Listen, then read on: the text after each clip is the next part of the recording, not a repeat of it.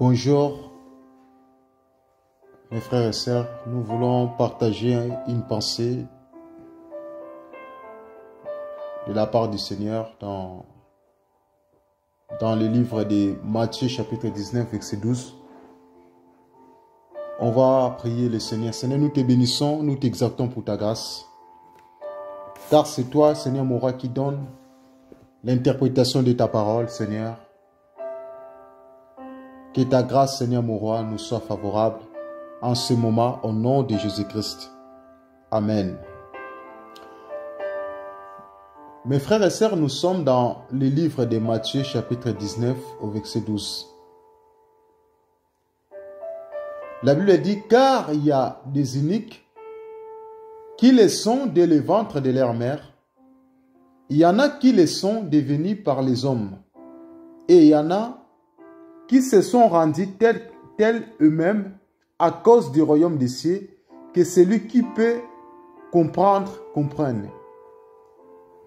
Bien-aimés dans le Seigneur, j'aimerais que nous puissions partager sur les iniques. Nous voulons partager sur les iniques. Dans la Bible, nous avons vu que, et la Bible nous parle sur les iniques. Déjà, qu'est-ce qu'est un inique? Les iniques, ce sont des hommes castrés. Des hommes qui ont l'incapacité naturelle.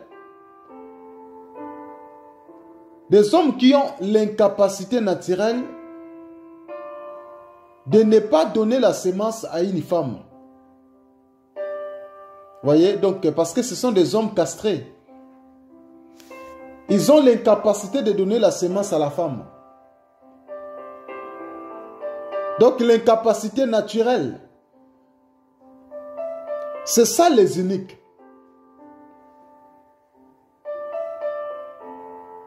Donc, c'est celui qui a une incapacité naturelle.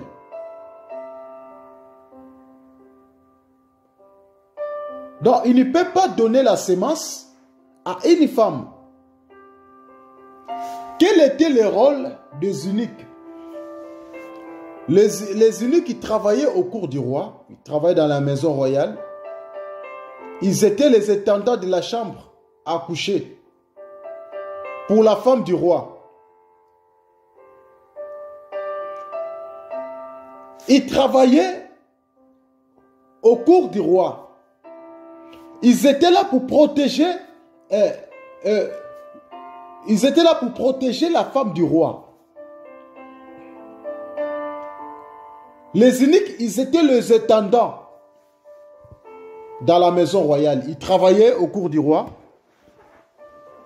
Ils étaient au service du roi. C'est ça les eunuques. Et aujourd'hui, le Seigneur m'a touché. Il m'a parlé par rapport à ces passages que je puisse partager ensemble. Que nous puissions partager ensemble pour s'encourager, pour voir aussi qu'est-ce que signifient les eunuques. Donc, dans la Bible, nous avons vu, il y a les eunuques qui travaillaient au cour du roi. L'exemple de Joseph, des frères Joseph, lorsque Joseph, il a été vendu par ses frères. La Bible dit que Joseph, il travaillait pour Potiphar. Il était au cour du roi, bien aimé dans le Seigneur. Nous sommes dans le livre de Genèse, on va lire Genèse chapitre 39, au verset 7 jusqu'au verset 8. La Bible dit, après ces choses, il arriva que la femme de son maître porta les yeux sur Joseph et dit, couche avec moi. Au verset 8, il refusa et dit à la femme de son maître, voici mon maître ne prend avec moi connaissance de rien dans la maison et il a remis entre mes mains tout ce qui lui appartient. Voyez?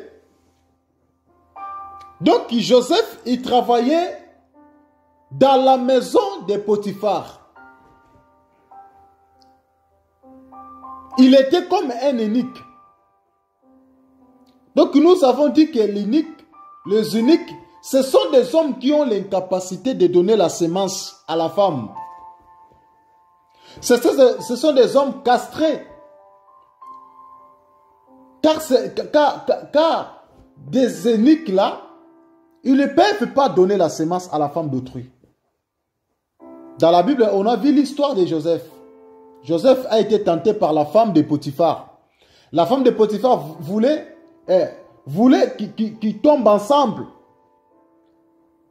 avec Joseph. Et la Bible dit Joseph refusa.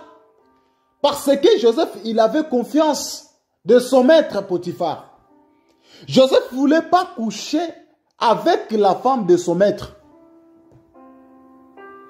En regardant Joseph, parce que Joseph, il était un eunuque. Donc, c'est un homme castré. C'est un homme qui a l'incapacité de donner la sémence à la femme d'autrui. Voyez?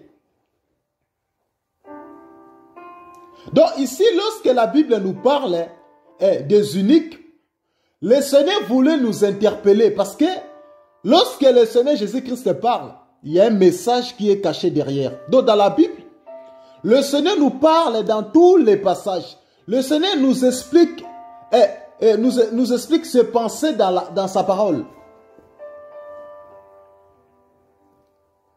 Le frère Paul a dit, si je vis, ce n'est plus moi qui vis, mais c'est Christ qui vit à moi. Voyez? Donc le frère Paul, tout ce qu'il a prêché, tout ce qu'il a enseigné, le message là n'est pas venu de lui-même. Et tout ce que le frère Paul il a prêché, tout ce que les apôtres ils ont prêché, ils ont enseigné, ils n'ont pas reçu de eux-mêmes. Donc c'est le Seigneur Jésus-Christ qui les a donnés. Donc ça veut dire que la parole de Dieu c'est une sémence. La parole de Dieu c'est une sémence. Donc le frère Paul il n'a pas donné sa propre sémence aux chrétiens ou à l'église, qui est la femme d'autrui. Mais il a donné la sémence qui est venue du Seigneur. Il a donné la sémence qu'il a reçue auprès du Seigneur. Voilà, c'est pour cela que la Bible dit, c'est poussé par le Saint-Esprit que les hommes ont parlé de la part du Seigneur. Donc si aujourd'hui nous prêchons l'évangile, nous ne prêchons pas nos propres pensées, nous ne prêchons pas nos propres raisonnements, mais nous prêchons le message qui vient du ciel. Le message que le Seigneur Jésus-Christ nous a donné. Donc nous ne donnons pas nos propres sémences aux enfants de Dieu, mais nous donnons la sémence qui vient du ciel. Parce que la femme d'autrui doit être bien conservée. Parce que nous sommes dans le temps où Dieu veut utiliser que des eunuques. Des eunuques, ce sont des hommes castrés. Des hommes qui ont l'incapacité de donner la sémence à la femme d'autrui. Parce que si tu n'es pas un homme castré, tu ne peux pas travailler au cours du roi.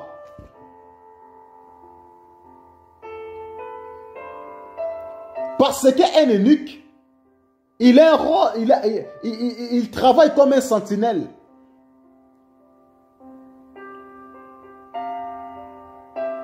Il est un surveillant de la femme d'autrui, de la femme du roi. C'est un gardien, celui qui veille. Il est sentinelle, il veille sur la femme du roi. Bien-aimés dans le Seigneur, le Seigneur veut nous interpeller que nous sommes des uniques. Et tout le monde qui défend le message de la croix, tout le monde qui défend la sainte doctrine, le Seigneur nous a fait des uniques. Afin de conserver sa femme qui est l'Église.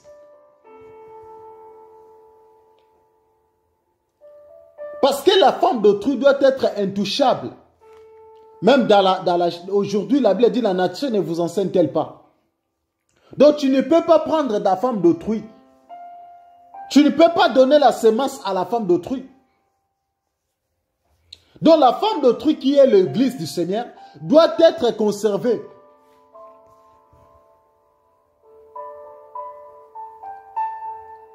Il doit être conservé.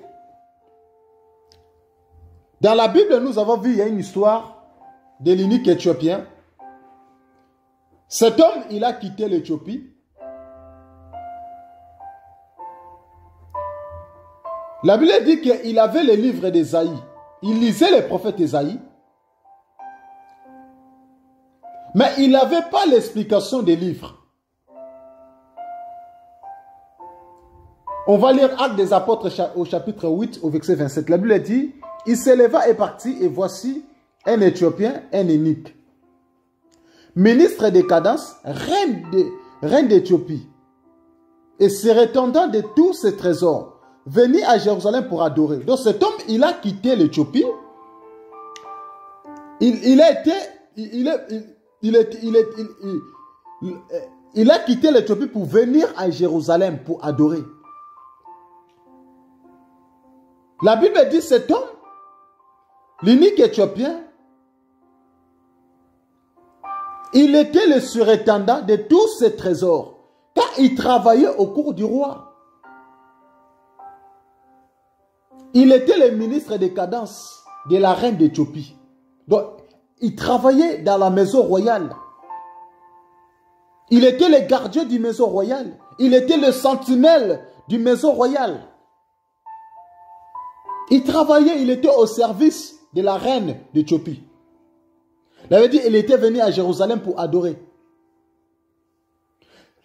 Actes des Apôtres, Actes chapitre 8, verset 30, il avait dit, l'eunuque dit à Philippe, je t'ai pris.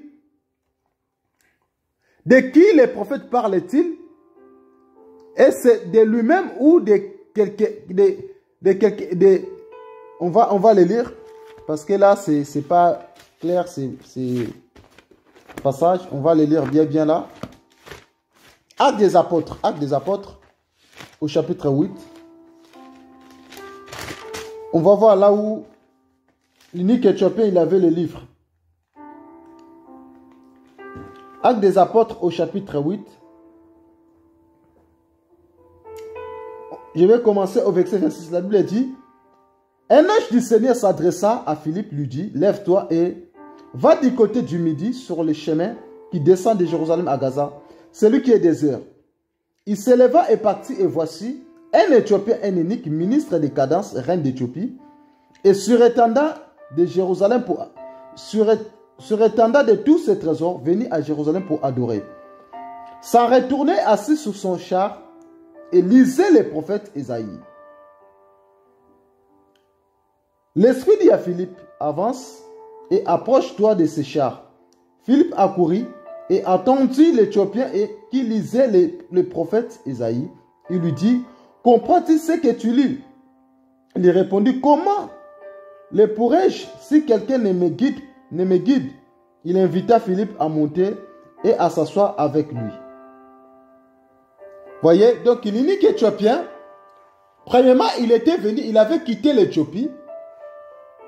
Il était venu à Jérusalem pour adorer. Et la Bible dit qu'il avait les livres d'Ésaïe sur lui, mais il ne comprenait pas le livre. Il n'avait pas l'explication de ces livres. Mais son souhait était de comprendre le livre d'Ésaïe, des prophètes Ésaïe. Voilà, c'est pour cela que Philippe a posé la question, comprends-tu ce que tu lis? Bien-aimés dans le Seigneur, étant que les eunuques, nous devions comprendre ce que nous lisons. Parce que dans la maison royale, ça demande que nous ayons une explication exacte de la parole.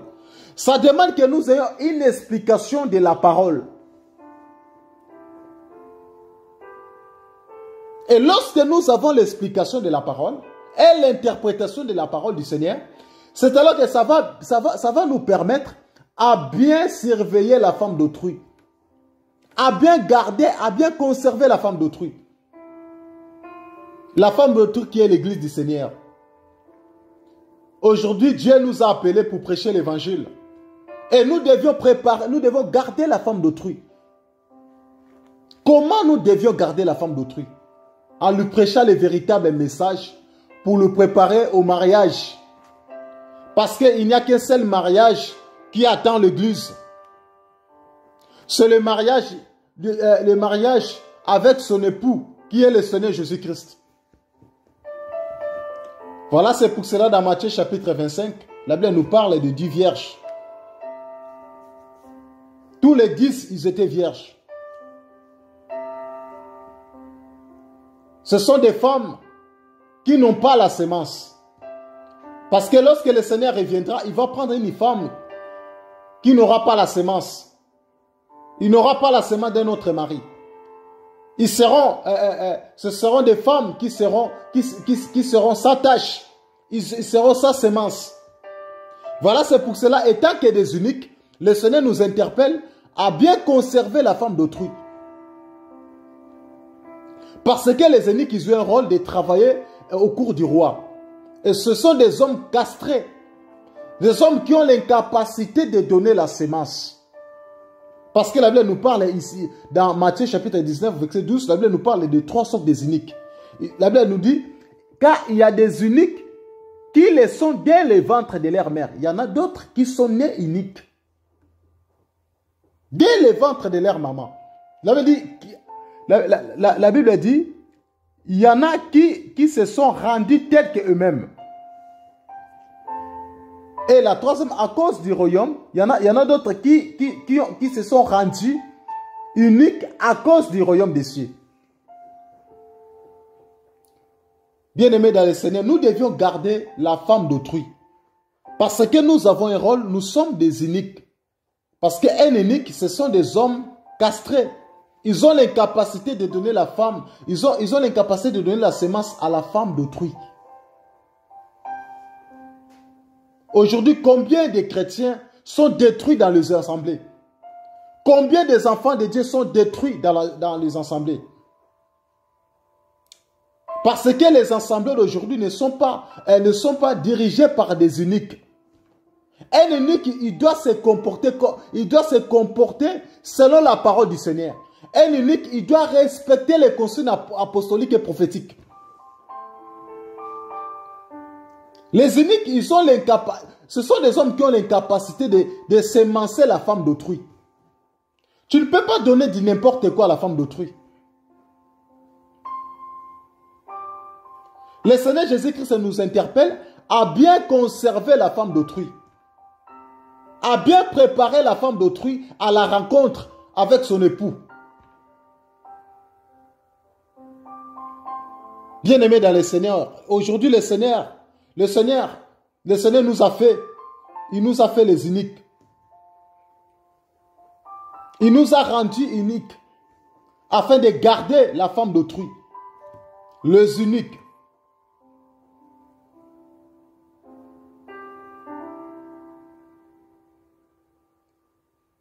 Bien-aimés dans le Seigneur, que le Seigneur Jésus-Christ vous bénisse.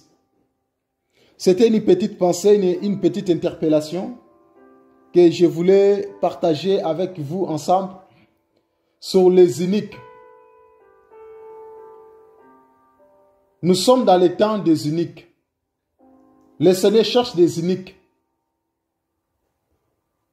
Aujourd'hui, beaucoup des hommes de Dieu, ils n'ont pas la sémence castrée.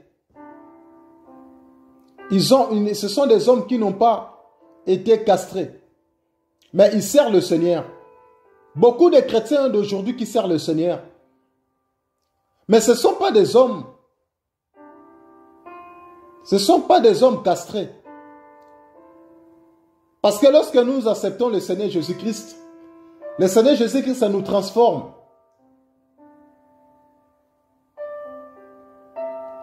Soyez encouragés au nom de Yeshua, au nom de Jésus-Christ.